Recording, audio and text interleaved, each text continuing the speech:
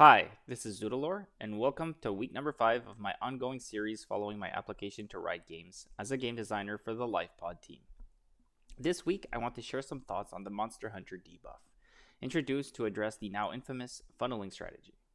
At the end of the video, I'll answer the question, is Monster Hunter still necessary in the 2025 version of League of Legends? Spoiler, I don't think it is. In the current state of the game, we might be better off without the debuff entirely. For the skeptics, stick around. I'll propose a more elegant solution in next episode. Let's get into it. My core issue with Monster Hunter. Riot's approach to balancing funneling through a jungle debuff feels overly convoluted. Good game design, in my opinion, relies on consistent rules that apply to all players. It's okay for specific champions or interactions to bend those rules, but when they do, those exceptions should be transparent and consistently applied. Contrast that with mechanics like support roams top before 2 minutes, suddenly turrets one-shot minions and grant gold to the enemy laner. So much so that it inspired me to take a full week off of work to propose an alternative solution. See my week 2 mini-series on lane swaps. Now let's talk about why funneling is a problem. In simple terms, game balance hinges on how many resources, gold, experience a player can generate. If a team can break this economy and funnel gold into a single carry, they can snowball out of control. Take StarCraft 2 as an example. In 2v2s, players would sometimes intentionally leave the game on launch, funneling all their resources and control to their ally. This allowed that player to tech up significantly faster than their opponents. 400 gold on one player beats 200 gold split across two. In League, funneling looked like a support or mid laner sacrificing their farm to funnel gold and XP into a hyper-scaling jungler or ADC. Typical beneficiaries included Master Yi, Karthus, and Kai'Sa. To combat this, Riot introduced Monster Hunter, a debuff that reduces a jungler's gold and XP if they last hit lane minions. Fun fact, I mistakenly called it Pickpocket in my lane swap video because Riot reused the old Pickpocket icon. My bad. It's at the bottom right. Monster Hunter, the funnel tax. So, the Monster Hunter debuff is effectively a tax Riot imposes to discourage funneling. It's similar in concept to the Battlegrounds duo mode in Hearthstone, where funneling a card to your teammate costs 1 extra gold. Now, I don't have a problem with Hearthstone's version, but I do take issue with how League implements this tax. Here's why. Reason number 1, unclear messaging. The Monster Hunter tooltip is ambiguous at best. For example, it reads, this unit, champion, receives reduced gold and experience from lane minions because more than 40% of their gold has come from minions. That being said, let's take a quiz. Question number 1. Suppose the jungler gets a kill or assist in lane. Does that A, increase how many minions they can last hit before getting taxed? B, decrease it? C, does nothing. Pause the video if you'd like to solve the equation yourself. I'll even add the deprecated definition from Hunter's Machete on screen to assist you.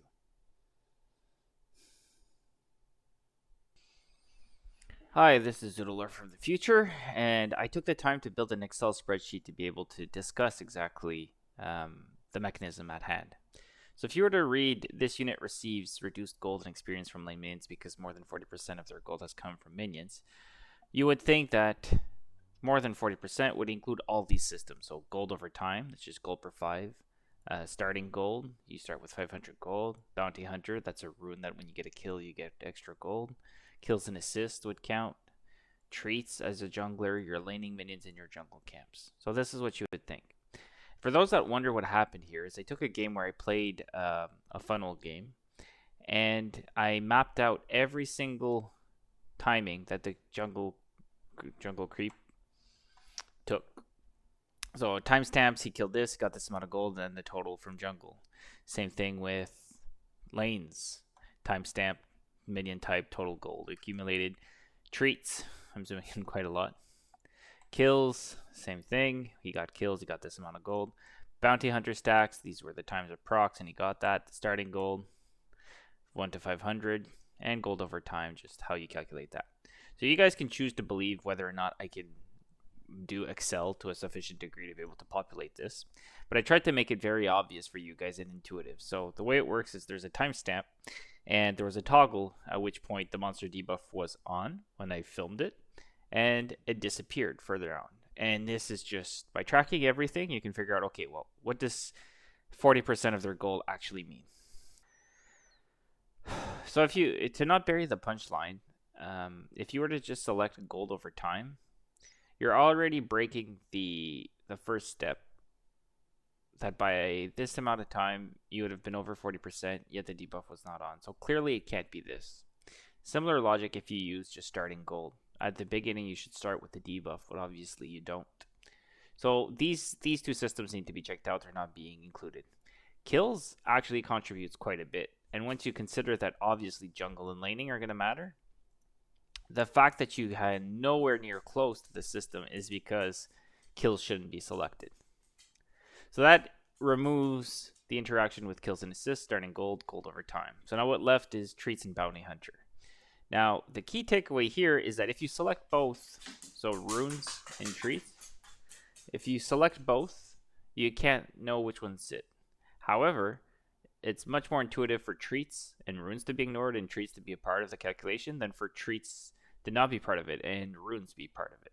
Because this is conditional and this is every game as a jungler, right? So in honesty, what actually happens is if you trust the system, the unit receives reduced golden experience from lane minions because more than 40% of their gold has come from minions. That 40% is just jungle gold plus treats gold. So you take your lane gold and you divide it by the sum of jungle plus treats. So that's just lane divided by jungle plus treats. That's the equation for question 1.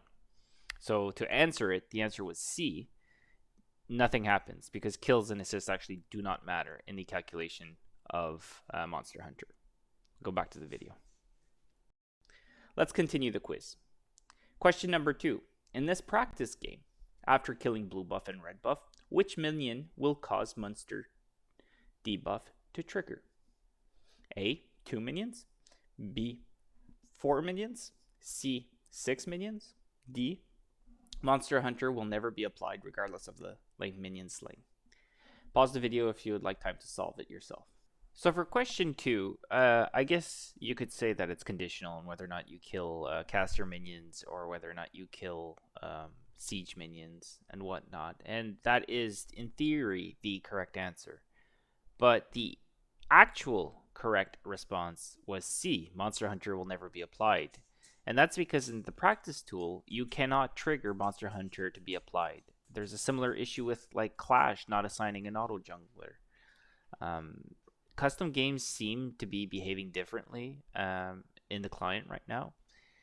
And I'm not sure if that's an oversight or by design, because I feel like the ability to not be able to try to test out strategies with funneling are pervasive, right? Not giving them a place to test them out actually makes it harder to support it. Now, it might be more toxic because people have to try this out in real games. That's debatable. But it might actually be by design that they just don't support the MonsterHunter debuff. Yeah. So C was the correct answer on that one.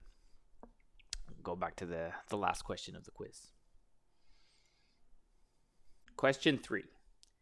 In this practice game, I lane as MF, and I manage perfect CS bot lane for the first 4 waves. Waves 1, 2, 3 spawn 3 melee minions and 3 casters. Wave number 4 will spawn 3 melees, 3 casters, and a siege or cannon minion. Provided perfect CS is achieved, what will my CS score be? A, 25, the total number of creeps slain. B, 23, which would equate to 461 total gold divided by 20 gold per CS equals 23.05. And thus would mimic the jungle logic. Creeps are worth 20 gold. C, I can't last hit 25 minions with Doran's Blade alone. I lack the skills.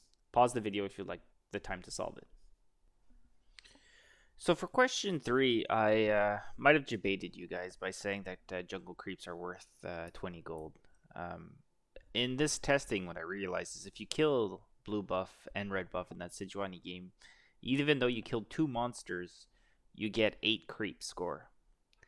And I'm not exactly sure as to why they do that. I feel like it's, again, convoluted because you killed 2 epic monsters or 2 camps, right? You've cleared 2 camps. I feel like that would be a very interesting way and compelling way of describing how much the jungler is going. But maybe they just want the number to be similar to the others. So in which point they've done like an average. And lane minions is already kind of skewed because the gold that they give changes over time. I can probably show up a graph on screen right now.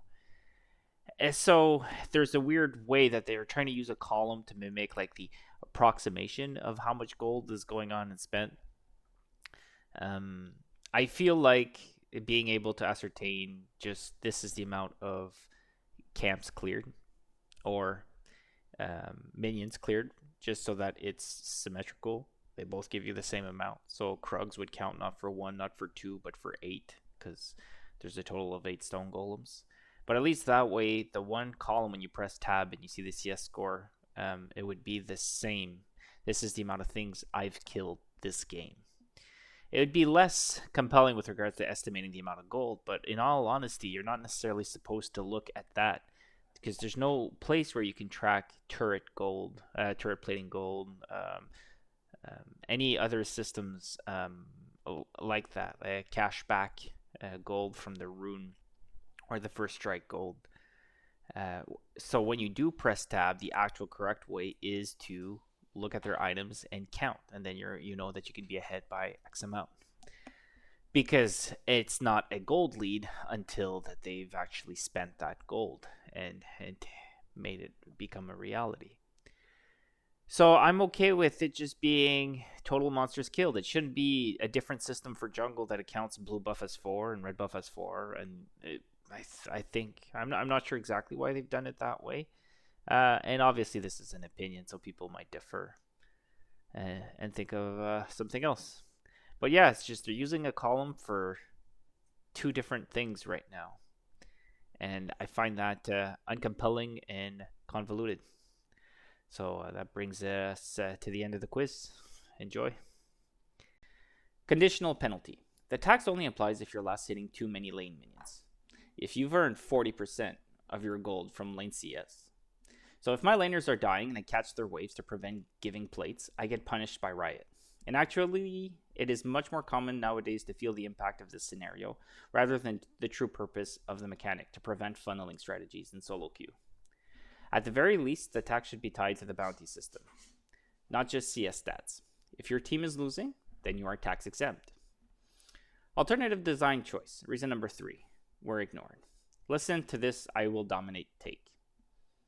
I agree that funneling should be nerfed, but the thing is that once funneling was bad, this is what Riot always does. They'll take something that like deserves to be nerfed, and then they'll make it bad, and then people will still play it when it's bad, which should be okay. Like, I didn't mind playing against Yi Tarek after they nerfed it, and it was just objectively terrible. Like, they just nerfed it to the point, and then they just kind of removed it from the game and were like, no, it's completely dead. I feel like so many strategies that are annoying end up always getting removed from the game completely, as opposed to being nerfed to the point where it's like a niche viable strategy. It's like 1 in every 100 pro games is a funnel.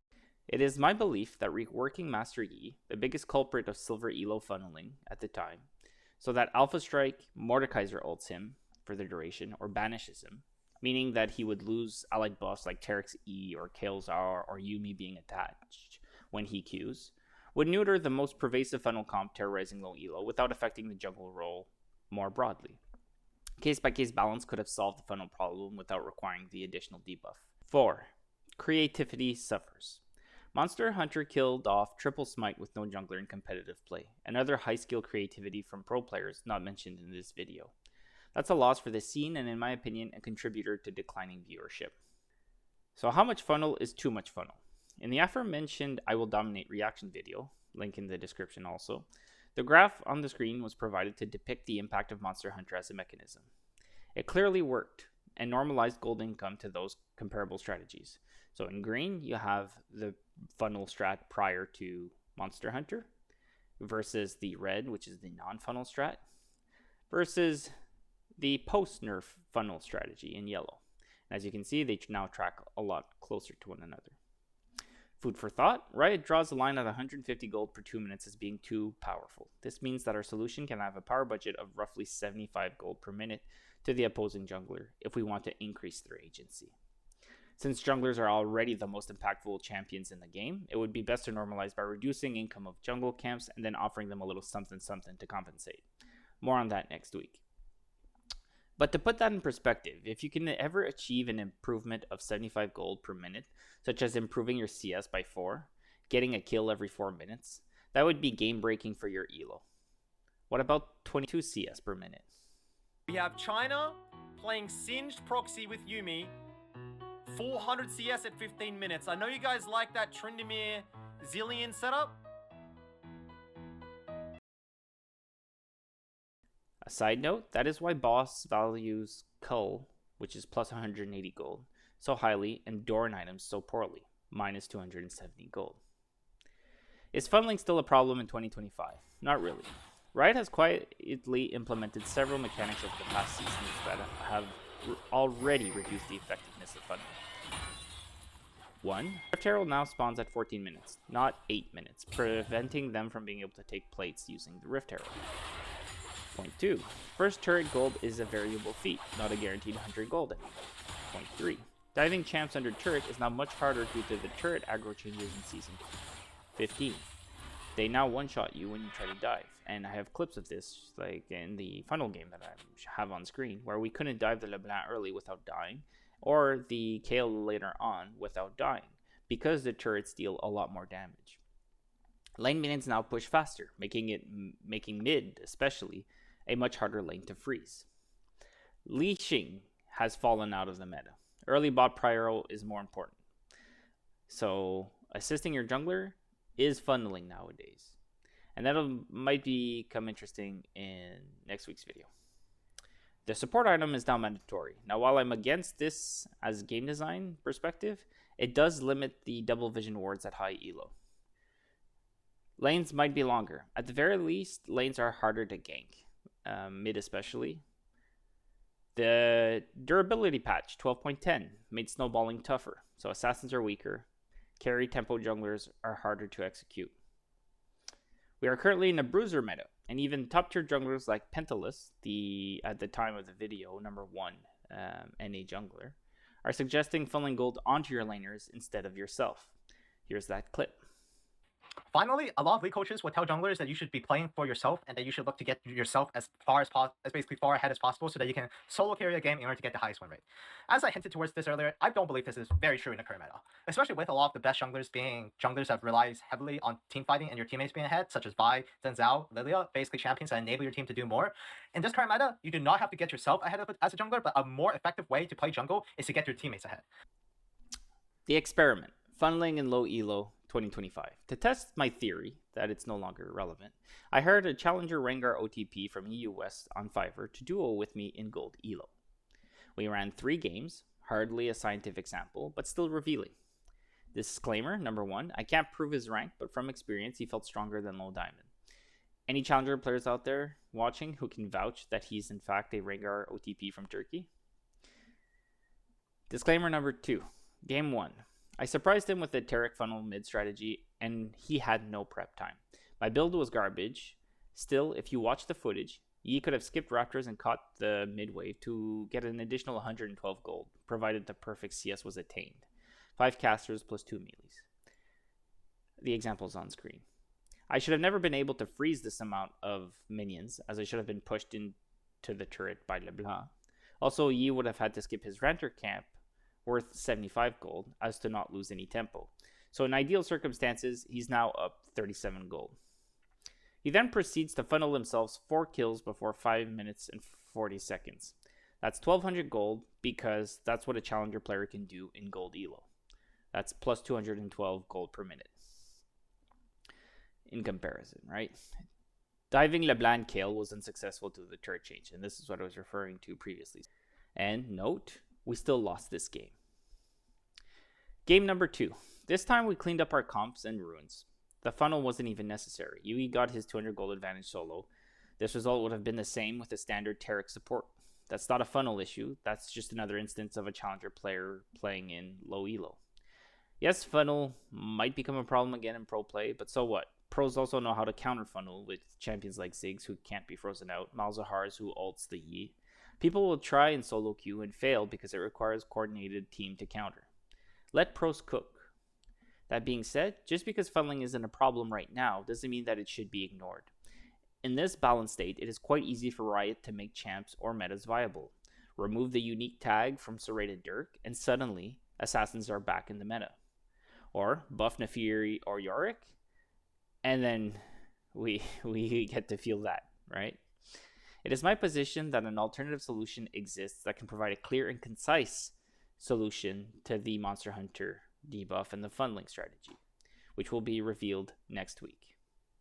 Riot, if you're watching, I'm still job hunting.